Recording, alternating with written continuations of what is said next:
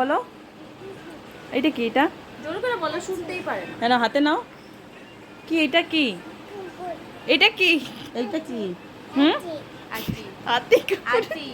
তোমরা শুনলে ওর পাকা পাকা কথাগুলো। ও কিন্তু খুব একটা কথা বলে না, তবে আজই আমি ওর কথাগুলো শুনলাম।